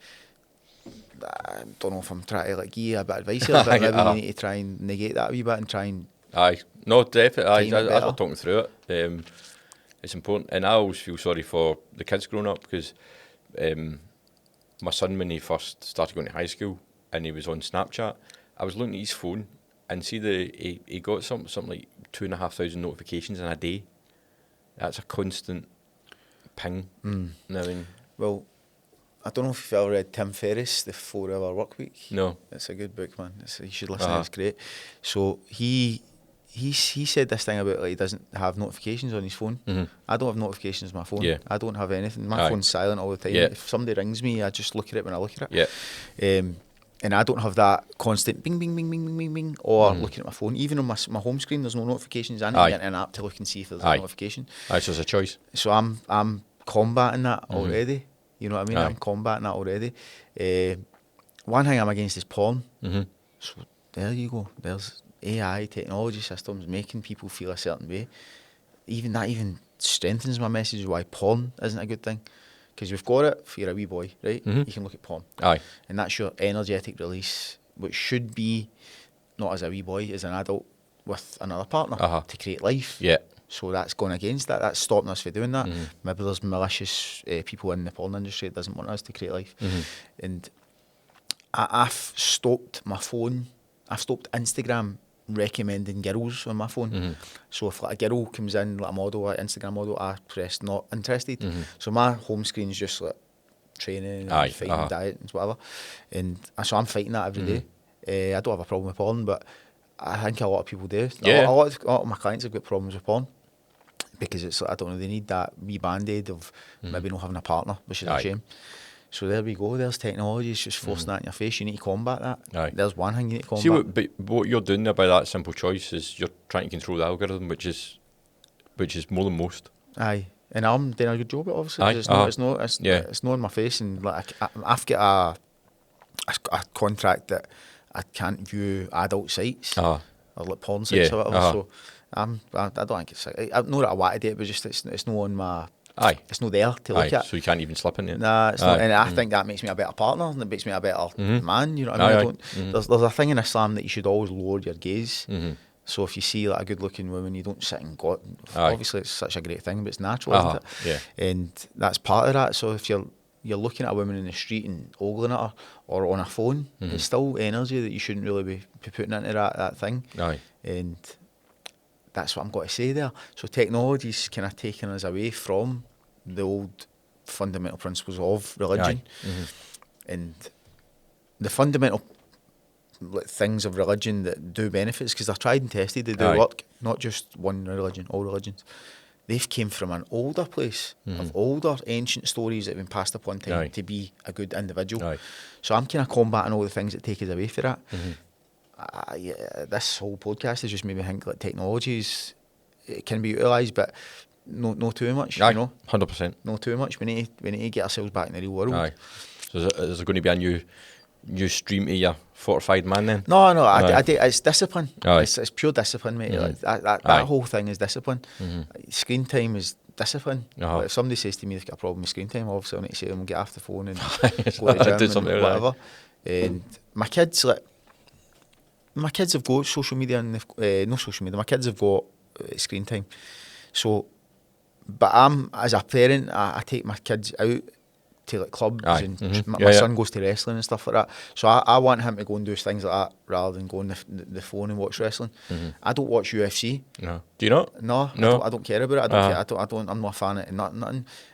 the same way that I'm not a fan of porn. Aye. Because I like to You'd rather do it. Then do you know what I mean? Is there not a want from the UFC to see the most elite people in your industry I study practicing their art? I study clips and stuff like that. Yeah. But I don't wake up at 5 in the morning and watch a fight. Right, I don't watch fights full through. I don't really care about it, mate, to be honest with you. I learn more in a gym with a coach. Actually, that's what I'm saying, like lived experiences. And I think I learn more from in the gym than I do watching somebody on YouTube. So on that, because one of the things I wanted to, I'm the opposite. I watch it all the time, and I've always been fascinated with the psychology of fighting, and I think there is a lot of people who won't be honest when it comes to it, but I think you might be. So I think most people like me will never experience going into a cage. In terms of that, it's a very, very. But I'll argue you should. Aye. I knew you were going to say it. But it was coming out my mouth. I thought he's going to say this, but it's a very unique experience that, especially for a man, going into a cage. So, and especially when you're doing it in front of a large audience, and especially when you're doing it at an elite level. These are all just layers. So, in reality, in the lead up to a fight, is it constantly in your head, or does it fleetingly come and go, or does it get more intense the closer you get to a fight, or is it? My experience has taught me to kind of deal with that. My discipline. From the first fight to now is probably quite different. My first fight was like 4. And I'm 38. So you can't. I don't do overthinking. Analysis paralysis. You overthink something, you create things and events in your head that don't happen, and this is not just fighting. This is why fighting is great to learn all other principles of life. Such a base form. So you think about the fight. If you overthink the fight, you're going to. I don't know if it's like 90% of our thoughts are thoughts that we thought before, and the majority of them are negative thoughts, like that rabbit hole thing you're talking about. So when I'm going into a fight, I think about what I've done in the gym. I think about the training that I've done. I'm grateful for all the training I've done. It's part of my gratitude exercise. And I know with awareness and experience that I'm going to be all right. I'm going to be all right. I might get beat, might get knocked out, whatever it is, but I'm going to be all right. I'm going to be cool. I'm not going to die. Like, if I die, I die. Right? I know with my experience that I'm going to be all right. It's hard for people that haven't experienced that. But some guy, say a guy 38, he's never fought in his life, he's in for his first fight, he's going to think all sorts of crazy stuff because he's not went through that experience. So I'm on it already. I know that I'm going to be all right. I know that I've put the training in. I need to put the training in to be good, because that's through my experience. And at the end of the day, like, what if you haven't put the right level of training in? I wouldn't fight if I've not trained. No chance. My dad was a professional fighter. He drilled into me. You need to train before a fight. My granddad was a professional fighter. He done it with him. Preparation is everything. So if I get into a fight knowing you're not right, I mean, I've been into fights less prepared and lost, but my experience has told me that's why I lost. You know, so every fight I go in super prepared. Not my last fight, the fight before, it was just after a big layoff. One of the biggest promotions in the world. I was over prepared. I kind of bumped myself out a wee bit. And now I'm aware of that a wee bit, because my body at that age was different and stuff like that. So the last fight there, which I performed better in, I dialed back the training a wee bit and done a wee bit more, like certain areas that I had to work on. But getting into the fight, so I always see there's like the anxiety levels I was talking about, or the nervous energy, or whatever you want to talk about. People say fear. Fear's a good word because you use the fear, but don't be controlled by it. I'm too high. I'm too excited. And I need to be calmed down. All right, okay. But a lot of people, or other people, they need to be propped up. So I'm a coach as well. So if I'm in a corner with somebody in the corner room, the changing room, sorry. You see them going into themselves. They're either too high or too low. So it's a balancing act. So my balancing act is I need to calm down. Funny enough, these last 2 fights since I've been practicing Islam, I pray the full time in the changing room. I pray the full time the day before it. I pray all the time anyway, but I pray more. I pray more, and it's such a calming effect on me, you know. So that's hand in hand. Islam and my fighting's been a major benefit. When you take that to the next stage, when you're standing with a camera in your face, ready to do your ring walk. Cameras don't bother me, mate. No, the cameras and crowds don't bother me. It's you don't see them. Are you aware of them? Are you? Subtle awareness, but the objective is, my focus is this man in front of me. So that man, how important, or is it important at all, his demeanour, his body language? Do you care about that when you go into the ring? Are you looking at that? I'm aware of it. I read it and analyse it. It's through those thousands of years, the thousands of hours, of analysing body language, I can sense some stuff. Could that end up being a negative thing as well if you see somebody who's tuned in? The only time it would be like a negative effect is that I'm not prepared enough. Right, okay. So if I know that I'm prepared and I've got faith in myself, yeah, that's why faith is such a great thing. If I've got faith in myself and my abilities and my experience training for that camp, I at least know that I can handle myself, because I believe in myself anyway. You know what I mean? I know I'm capable of anything. We're all capable of being world champions or whatever, in whatever field we do. But without preparation, that reality is never going to happen. Aye. So for this one guy, this one instance, it's a 15-minute fight or a 25-minute fight or whatever. I need to have faith in my preparation. If I've not got faith in my preparation, then the anxiety starts to rise up in me. So I can contain that nerves and I can contain that anxiety by having faith in my preparation. So fight starts. What's the actual thought pattern like within your head? Like, for instance, see, when I was playing football when you were younger, you didn't really think. The ball came to you, kicked it. But have you got an internal monologue going in your head during that fight, or are you just, is it come back to more instincts, or back to more your training, or is there an internal thought pattern? Because it's a very tactical sport as well. It's a 5-dimensional chess that's trying to hit you in the face. It's I can't really articulate it, man. To be honest with you, I don't think like move left, punch here, do this, because my brain's so advanced to that, to how I do it. There's an old Taoist philosophy, Japanese philosophy, Mushin, the mind of no mind, and a lot of people call it now flow state. Flow state, yeah. But I read about this years ago, years and years ago, and I'm in that state. And that's all through my preparation, my experience, whatever. I'm flowing. If I'm in the right state, I'm flowing. The mind of no mind, and I do that in training as well. So in training, it's more thinking, less anxiety, you know. But in the fight, I'm just flowing. I'm in that mind of no mind. I just can see him moving, so I don't think he's moved right, I need to move left. I just see it, react to it. But are you thinking in your head, I'm winning, I'm losing? Does that creep in?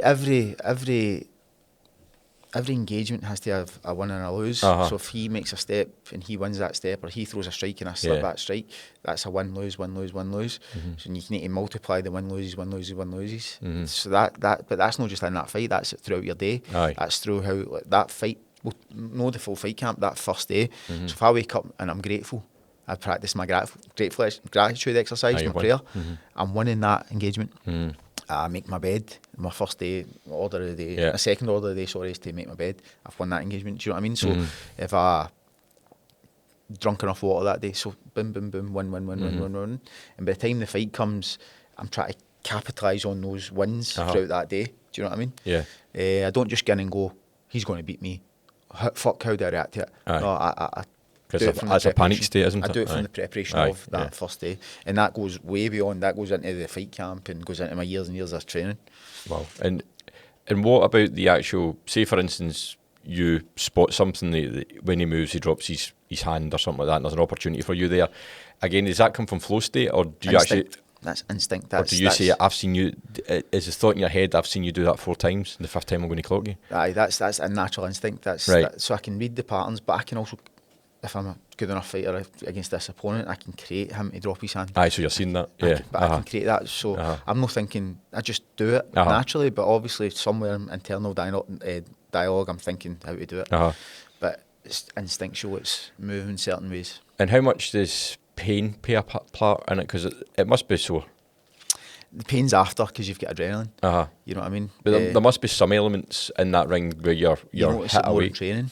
Yeah. You notice it more in training. I've never went into a fight and I don't think I've ever really been hurt inside a fight. I've been knocked out and I've been like choked and stuff like that. But that's the end of it. Yeah. It's after the repercussion that you think about it after. That, oh fuck, that was sore. You know what I mean? So leg kicks and stuff like that, you don't feel them at the time. You're aware of them. The pain is giving you awareness to it, but you're not thinking, oh, that was sore. Let's stop. Let's hold on, guys. I need to. It's just part of the game, part of the program, and so that hard leg kick is I'm analysing that information like a computer and thinking, right, can I need to defend that. The next instance, I need to step back when he throws that.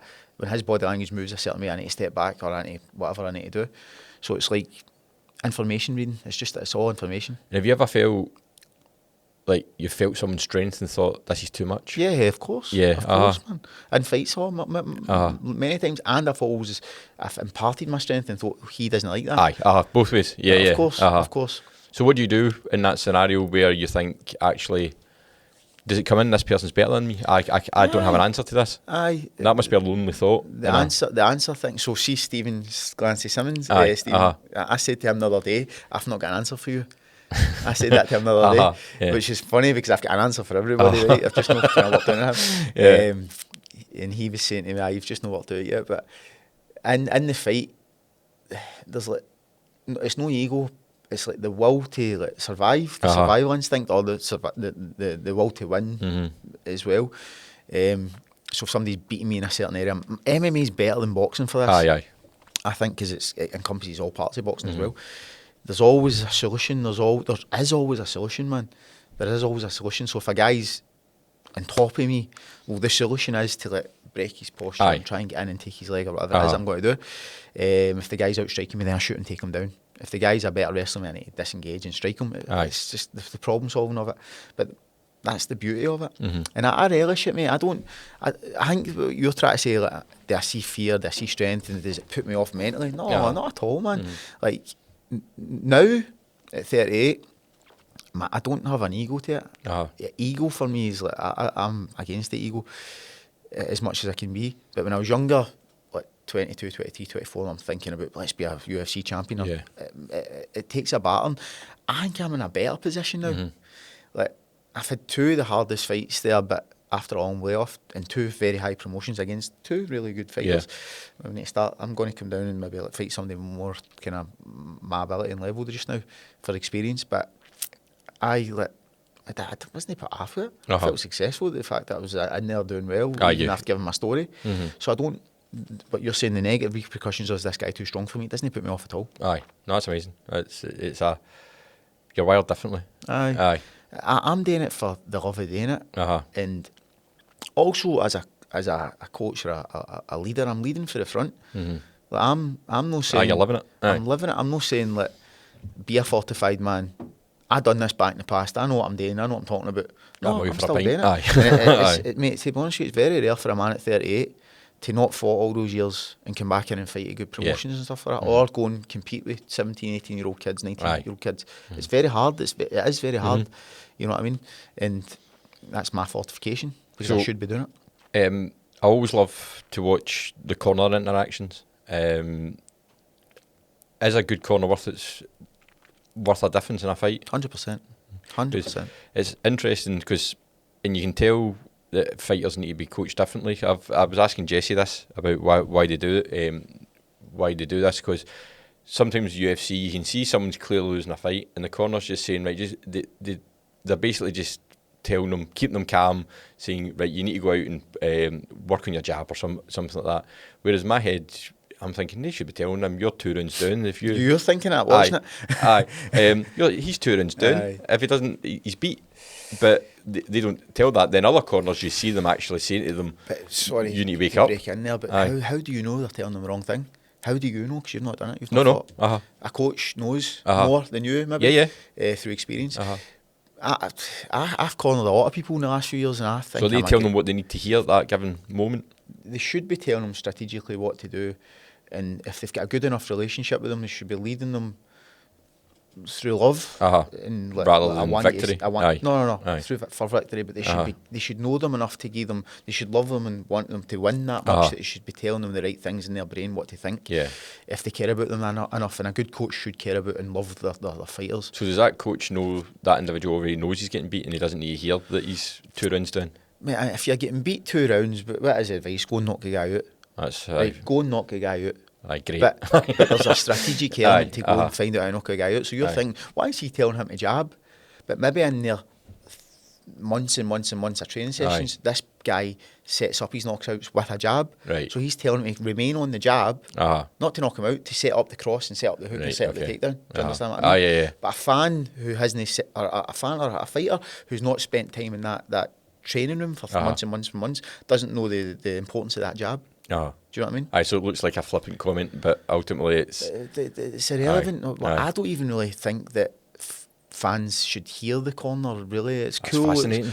It's fascinating, but you can't pass judgment on it. No, because you don't know why he's telling him it. Do you know what I mean? I've cornered a lot of fighters.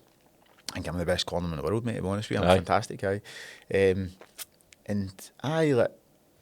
You need to love is the right word. You need to have that much care about them, and you need to want them to well and want them to win. That you need to put a lot into it. I put a lot into my fighters.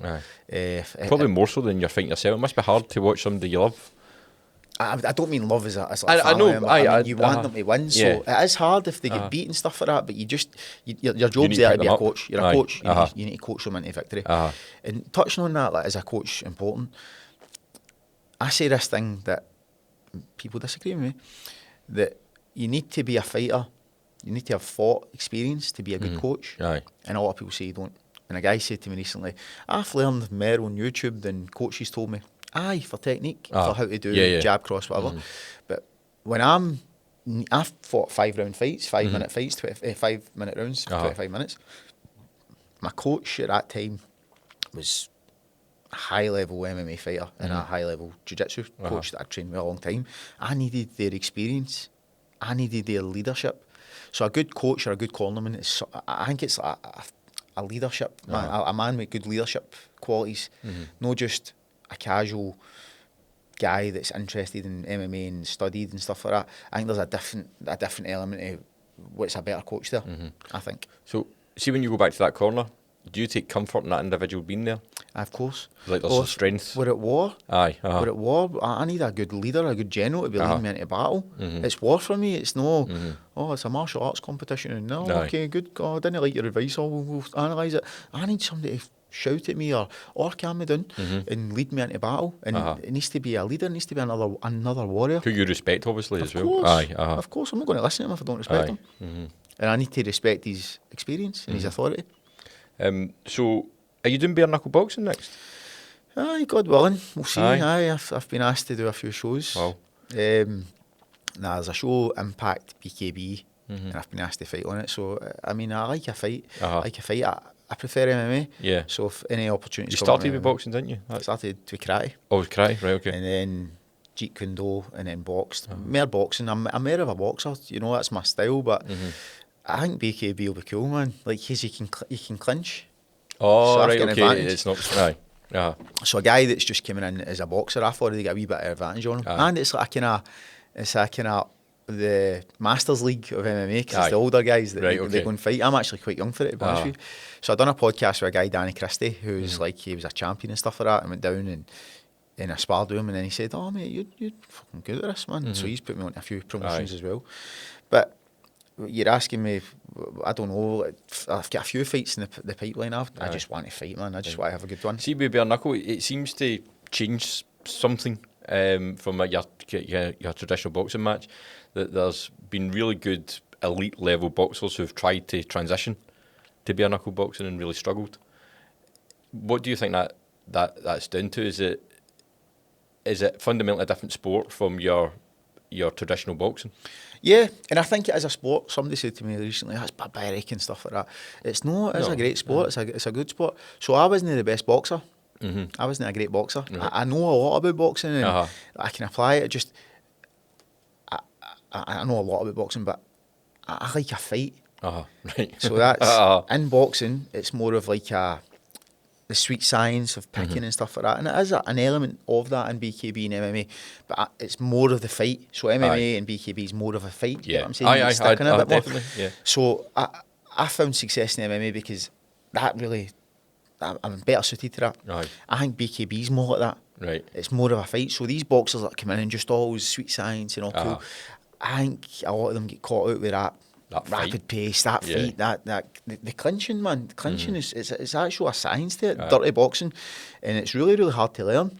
So if a boxer who's never done that, if every time there's a clinch happening, the ref separates him, he's getting experience in that. He's getting experience in that. But a Muay Thai fighter has got great experience in the clinch. MMA fighters, I think MMA fighters are going to dominate in it because they've got the clinch. Obviously, really and truly, I think feet work is one of the most important things in boxing. So if you can, in fighting, combat sports, if you can utilise good feet work, a good boxer will be able to do that. They should be able to do that and get away from clinches and stuff like that. But I think with the short rounds, the no padding on the glove, it's a whole different fight for boxing. It's actually more closer to MMA, maybe. Aye. And how does it, I take it, your hands get beat down over that because you've not got a glove on. I've hit people outside. I've never had a fight in BKB. I don't know what it's going to be like. So do you need to toughen your hands up, man? Do you think? Probably, mate. I'm not going to focus on that too much. I'm going to just try and utilise my experience and style. And how do you train for that? The hand thing? No, the actual bare knuckle element of it, because you don't want cut, clearly. In a training camp, do you? You don't want to. It's just boxing. You don't bare knuckle spar. Okay. You don't bare knuckle spar. And I'm used to sparring with MMA gloves and fighting with MMA gloves. So the whole strategy and technique's different for boxing because this big mad pillow glove isn't going to get some of the shots that I'm used to getting. I'm used to getting them with small gloves. Do you know what I mean? So it's just going to translate more with the bare knuckle. So I've got openings that I'm used to that I'm going to throw in certain points where a boxer wouldn't do that. So I think maybe an MMA fighter's got an advantage. Over the top of that? I think so. So how many fights do you have a target in terms of how many fights you want to get to, or what you're... See tomorrow, I'm wrestling in the Scottish Wrestling Championship. Really? Never done a wrestling tournament in my life. My wee boy trains at the gym and I've done something, so I'm going to do that tomorrow. There's a grappling competition that I can do ground and pound on, which is a kind of new innovation thing. I'm going to do that. Pakistan, I've been asked to fight a pro boxing fight. Wow. A few bare knuckle fights, a few MMA fights, but my focus is MMA. Right, okay. So... MMA top shows, man. If I can go on any big shows again, I've just been blessed with 2 great shows there. I was main card in Australia and a fantastic show. Any MMA fights I'm up for. Do you see the darker side of the sport, particularly in Scotland? I think in terms of boxing, where you see people who've committed their whole life to chasing this dream. They've got nothing else. And they've for whatever reason they've no made it, they're no good enough, they've no had the luck, they've no all the different reasons why the majority of people don't make it, and they keep fighting for too long. They keep trying to make it, and they're never going to make it now. I mean that window's passed them by, and they continue to take punishment. They continue to. I think even worse than that in Scotland in particular, boxing in particular. I've seen a lot of guys turn to drugs. Right. To maybe chase that high or whatever, I don't know. Like maybe even myself, like after I've stopped fighting or whatever. Fighting too long, but people say this to me recently, like, am I too old or whatever, and I do get that. But MMA is kind of on the head than boxing. It is a lot kinder. But I'm not doing it to make it. So my motivation's different. Yeah. I'm doing it to fulfill my fortification, and my preparation isn't any less than what it was when I was younger. Do you know what I mean?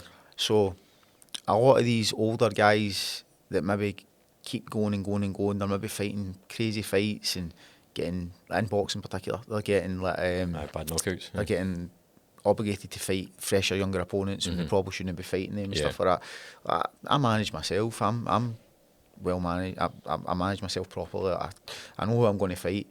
I'm not scared to say no to a fight. I'm not. Do you know what I mean? My ego doesn't say, if somebody says to me, "You're fighting this fucking guy heavier than you," I'm like, no, cool. I don't need that. I don't need any of these fights. No, I don't need any of them. I'm doing them because I want to do them. Do you know what I mean? Which is very different from somebody who needs to try and get something to needs pay money. a debt or needs money. Somebody says to me, somebody says to a fighter, "Sorry, you're skint. Do you want to go and make a few grand and fight this next?" And you got a couple of kids. I used to be good. I'm not really doing it for that. In terms of going back to the coaching element, if you were coaching somebody for a fight and you didn't think they were good enough, would you tell them? Yes. Yes, 100%. I see. You shouldn't be doing this.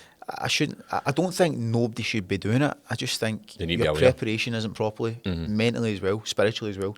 Your preparation isn't sound. So but what if it's just talent? What if it's just talent? There's no talent, mate. No? There is talent, but talent's just the guy that's going to be successful quicker. But a well-conditioned man can beat talent. If that talented man isn't conditioned or prepared. So I've got a different kind of. I don't think talent's the main thing. It's no, definitely no. I think conditioning's the main thing. And belief in yourself. Belief in yourself is probably more important. So what's next for you outside of the fighting? I don't know, man. I mean, I've lived a storied life, and I just take it one round at a time. So I think you're the start of something. I think you're the start of a next phase. See, watching all the different stuff that you're doing, you're resonating, how you appear on podcasts. I think you've got about 4 or 5 different ways. I think so. Go. I think, and I'm no scared to embrace those ongoing transitions because I've went through so many. About a book? Yeah, I have. I've wrote a book. I wrote a book when I was away. I wrote a fiction book, but I've got a book that would probably come round about my philosophies and principles on coaching, coaching program. But somebody said that to me recently. I should write a book, but it'd be purely a marketing thing, and I don't really want. I want to kind of take my time and create it as a creative passion of love, rather than just that's going to help my business. I kind of want to take my time with that just now. Do you do motivational speaking just now to lads' audiences and that? Yeah, I do public speaking. I'm in kind of networks and organisations that I get asked to speak and stuff like that. I would like to speak in general. I don't really know if anybody wants to listen to me, but I don't really know what the method is to find that kind of stuff. But if anybody does, I'd be well enough for that. I can give you a message. So really and truly what I'm doing just now is, with my coaching, is I've started a charity. A charity called the Fortified Future, and it basically touches on all the elements we just spoke about today. And I want to give kids in Scotland and ultimately the UK and ultimately international free martial arts training. Wow. And it's not just the lessons that they're going to learn on the mats, it's outside as well. So I'm involved with Mark Laurie's my friend. He's like a motivational speaker. We do some work in schools and stuff like that. He would come in and help teach mindset stuff. I've got Stevie Way, who's into breath work and motivation and breath work and yoga and stuff like that. He'd also come in. So I want to create this massive environment. It's not just fighting, this massive environment for deprived areas. And that goes right on what we were talking about earlier on with all these statistics. That's kind of my way of combating it as much as I can. So it was an idea. I actually went to Mecca and in Saudi Arabia, which is the pilgrimage for Islam. The first second I got there, this idea came in my head. Wow. And I never articulated it for 3 or 4 days. And then when I thought about it, I was like, right, cool, the charity, right? Because I always wanted to help kids with this kind of thing, but I never really thought about how to process. So I done a GoFundMe and I got a lot of backing with it from just my social media. But I've got sponsors, AMS Limited, and they're based in England. It's a Scottish guy, really good guy, Gary Reardon. He backed me for some of my fights there. So he's jumped into the project with me, and we're going to get as much backing as we can because it's going to be a big thing. It's not just going to be like me doing certain classes now again. No, it's going to be a safe environment for kids to come and train. They're going to have free martial arts training. They're going to have their own equipment. They're going to have their own clothes so that they're not going to be judged on who's wearing nice clothes and who's not. You know what I mean? They're all equal. And one of the things is nutritional meal for every session. So teach them about diet, teach them about health at that young level. I wasn't really taught that as a kid. You know what I mean? And obviously I'm anti-drugs. So I'm going to be disciplined and hard on them. If I smell weed or anything like that, or if I hear anything, they're going to be out. And it's going to be basically try and get them through to be fighters as well. You know, and I need to kind of structure on a wee bit as well what other things I'll do, but we're in the process of talking about that just now. But there's a business plan written up, and anybody that wants to invest in it, send me a DM and I can send you the business plan. It's going to be, in my mind, I think it's going to be the most purposeful thing I've ever done. That's amazing. That's absolutely amazing. Well, you've given me a lot of food for thought today. You too, man. A lot, actually. A hell of a lot. My head's racing away, so I really appreciate you coming on, my friend. No worries, man. If I can do anything to help, let me know. Thank you, bro. Cheers. That was class. That was really good.